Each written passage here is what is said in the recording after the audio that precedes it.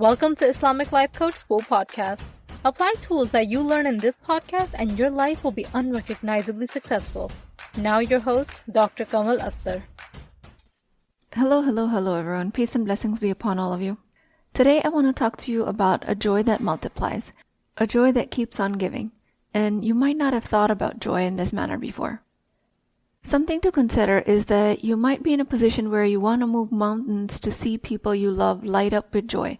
It might be during Eid or some festivities of Ramadan, about gift giving, about delicious plates of biryanis and kebabs and beautiful outfits. You prepare for weeks, even though you're tired, keeping their joy in mind. You make it about love, togetherness, and the joy of celebrating blessings with your family. And you might do all of this even if the wallet is feeling a bit light.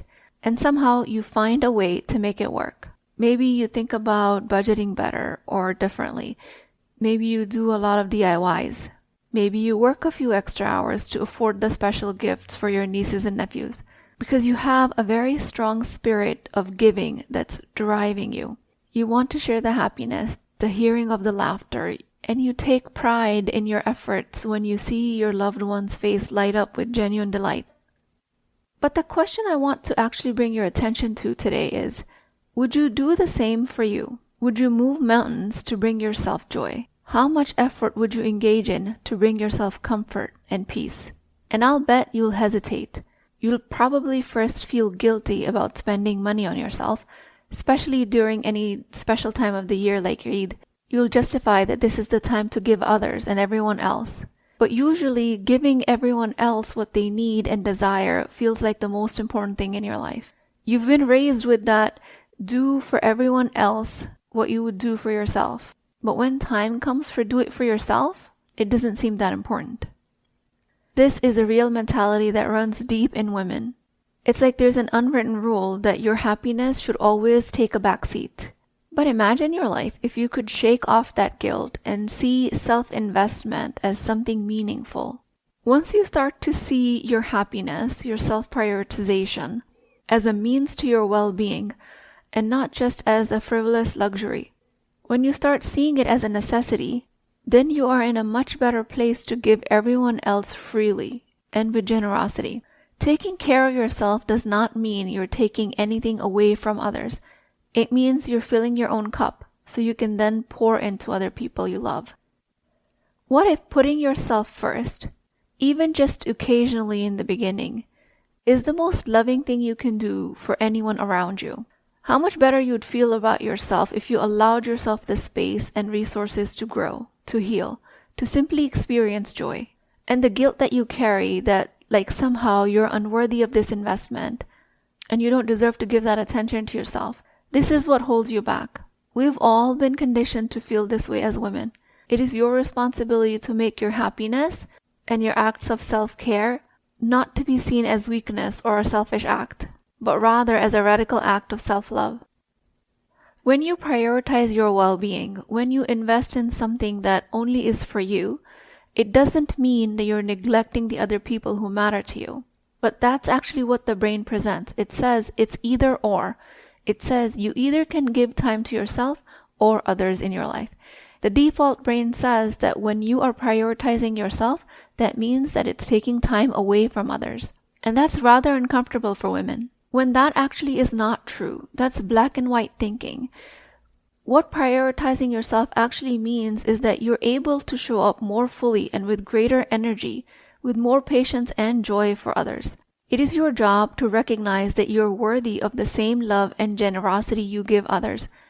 And in doing so, you're not taking those things away from others. You work hard, you sacrifice, you uplift.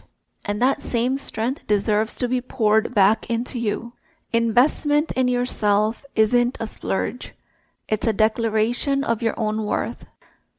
So in this podcast, I'm going to ask you to question the narrative that says your needs always have to come last. I know it's very easy to dismiss your desires. You've been doing that all of your life, convincing yourself that it's more noble and more selfless to keep sacrificing, to show up for others only.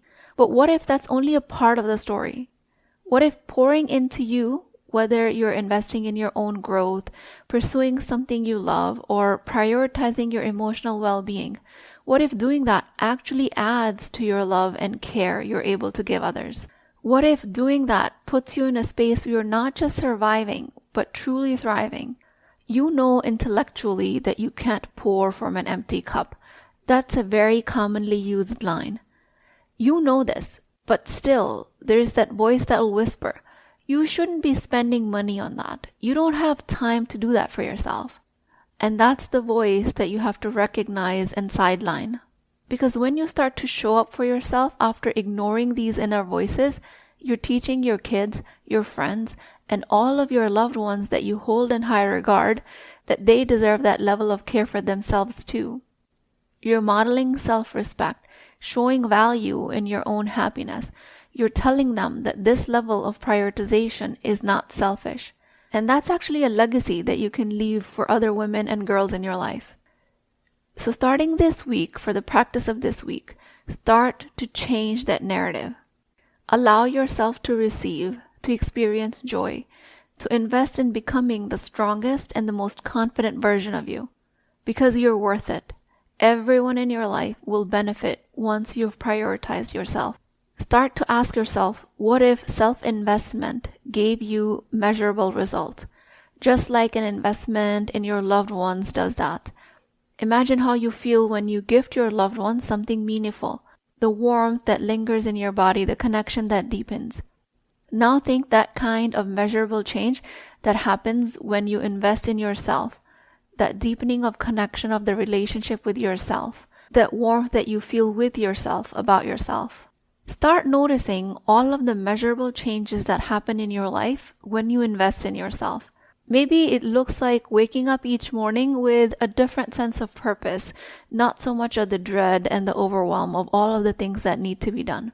Maybe it looks like noticing that you have more energy to play with your kids, or you have more time and resources to engage more meaningfully with your partner. And it might just look like simple enough as feeling confident to finally speak up at work, on being able to conduct meetings with the charisma that you always wanted to. It might look like you're finding peace and comfort being in your own skin. Find measurable returns on your investment in yourself this week. When you start doing this work, your brain will say, this is just a temporary investment, but it's far from that. You're creating long-lasting ripple effect changes, outcomes that elevate your relationships, strengthen your faith, and empower you to move through life with grace. Imagine yourself spending money on coaching, education, self-care, and watch the returns unfold in so many other measurable ways. Maybe it's just a reduction in your stress levels. Maybe you're just laughing a little bit more. Maybe you're able to enjoy an activity that you didn't before. Give your brain the room and flexibility to imagine and find measurable results in your life. That's going to give you a positive feedback loop. Because you'll see once you start investing in yourself, you're reaping the benefits of it on the other end. And all of this isn't just an abstract idea. All of this is backed by science and faith. You're worthy of the investment of time and money the same way you invest in others. So I strongly advise you to start rewriting that narrative. Let's celebrate this new tradition of self-love and investment. If you're waking up early in the morning, getting meals together, trying to get a nourishing suhoor together for your family, making that also about yourself. Creating results of investing in yourself through little acts of self-care. Things that you usually believe that you're only capable of doing for others. This small shift of seeing your actions for yourself, towards yourself, can create a foundation of limitless, unapologetic, nourishing self-care. Maybe the measurable results you see is that you start noticing you're laughing more genuinely, and there's more peace and joy in your movement and more confidence in the way you move through the room. The anxiety that used to sit heavy on your chest feels a little bit lighter because now you've equipped yourself more with the tools and strategies to manage it. Maybe you'll see a measurable result of other people commenting on how calm and present you seem, how you've changed, how you're glowing from inside out. We think the change of justifying self-investment is only internal, but it will pay you off to remember that all of that change radiates outwards. it will touch all of the people in your life. Investing in yourself, while it is a feel-good decision, it is a life-changing decision for the ones that love you. This is a decision that you can track, that you can celebrate, and you can sense in every interaction. And then just take it in the context of Islam. How much importance is placed on self-compassion? The Islamic tradition encourages you to take care of your physical and spiritual well-being. When you invest in yourself, you are honoring your body. You're honoring the one device that is entrusted to you by Allah subhanahu wa ta'ala. And every time you do that, every time you prioritize self-investment, you are going to be reinforcing this idea of your self-worth in your psyche. And since the brain is the most efficient machine, the more you think like this, the easier it becomes for you to think like this in the future. Then you'll start to understand how your self-worth is not tied to any of this. How your self-worth is completely intact and 100% all of the time. Your brain will automatically start to distance itself from the concept that your worth is tied to how well you service others. Your brain will start to find more and more joy in how well you treat yourself. And that creates a legacy. That breaks generational trauma. That reshapes how your next generation views herself and her self-worth. Continue to ask yourself, what measurable outcome do I dream of achieving? Is it peace in my heart? Is it a clear, purposeful mind? Is it a strong relationship? Once you've created these measurable outcomes and evidence of them in your life, you will notice that your celebrations about others, among others, around Eid or Ramadan or any other occasion will become more vibrant. You will notice that your celebrations of other people's happiness that you prioritize so much are not going to drain you. When you give yourself a chance to become everything you are meant to be, everyone around you becomes what they are meant to be. They start to realize their potential. Whatever love and joy you drive from bringing happiness to others, imagine turning that same energy inward. You already know how to go above and beyond for the people you care about. You already have it programmed in you to make sure that their hearts are full and their moments are special. You've mastered the art of anticipating their needs, spending time and money to uplift them. You know how to do that very well. But the one most life-altering question you can ask yourself at this junction is, what if you directed even a fraction of that energy towards yourself? Even a fraction of that thoughtfulness and investment towards yourself? Because you've practiced this act of love 1,000 times over, just towards other.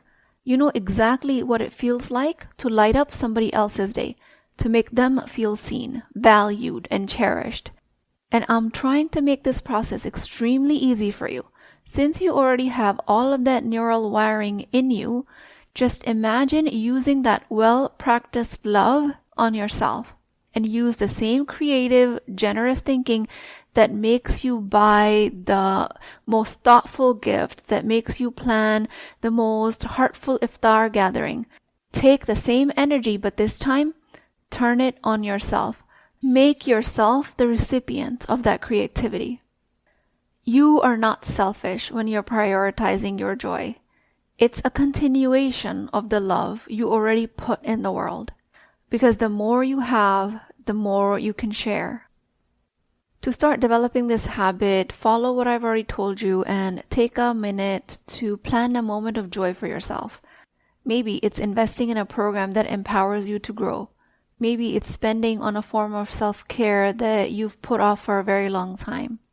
Maybe it's a coaching experience with me that promises you to elevate your confidence. Maybe it's just an act of kindness directed towards your own heart. It is not completely unfamiliar territory. You already have the blueprint for creating happiness. It's just been turned outwards towards others this entire time. So when your brain offers you that this is a foreign idea or I don't know how to do this, just calm it down.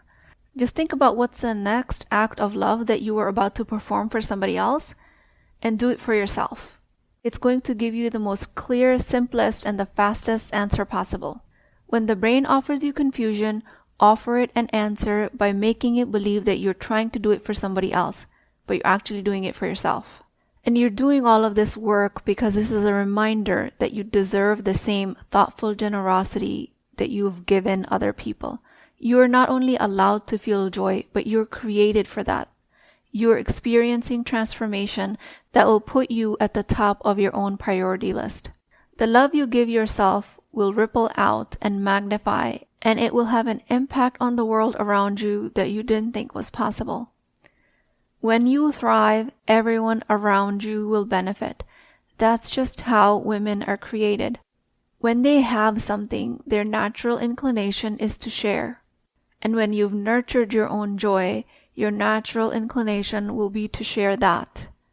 And that becomes a gift that you keep on giving, and it never diminishes. With that, I pray to Allah subhanahu wa ta'ala. Ya Allah, the most loving and generous, I come to you with a heart full of gratitude, with shukr and thankfulness for my ability to love and give selflessly to others. Ya Rab, just as you've blessed me with the joy of bringing happiness to others, guide me to turn the same love inwards. Teach me to invest in my own well-being without guilt or hesitation. O Allah, help me recognize that I'm worth the same care and generosity that I give to others. Ya Allah, fill my heart and my wisdom with the understanding that nurturing myself is an act of honoring your creation. Grant me the confidence to prioritize my well-being and help me see that this investment is not indulgence. O Allah, allow me to experience the deep contentment that I wish for others. O Allah, just like you have allowed me to be the source of light for others, allow me to be the source of that light and warmth for myself. Ya Allah, protect me from the whispers of guilt and unworthiness. Ya Rahman, let my self-love be an extension of your divine love for me. And let this love be a means to draw closer to you. Ameen Ya Rabbal Alameen. Please keep me in your du'as. I will talk to you guys next time. If you're interested in getting coached by me, I'm offering a very affordable opportunity to do that with Wisdom Wednesdays. This is not a course, not a lecture. This is an opportunity for live coaching, real change with Islamic adab and etiquette.